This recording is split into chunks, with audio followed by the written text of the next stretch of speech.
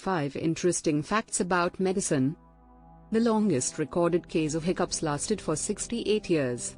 Charles Osborne, from Iowa, started hiccuping in 1922 and did not stop until 1990. The first known heart surgery was performed in ancient Egypt around 3,500 years ago. The procedure involved using a sharp tool to make an incision in the patient's chest and manually manipulating the heart.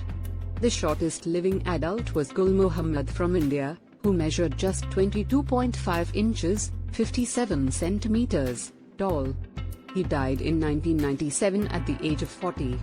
The average person produces about 25,000 quarts, 23,658 liters, of saliva in their lifetime.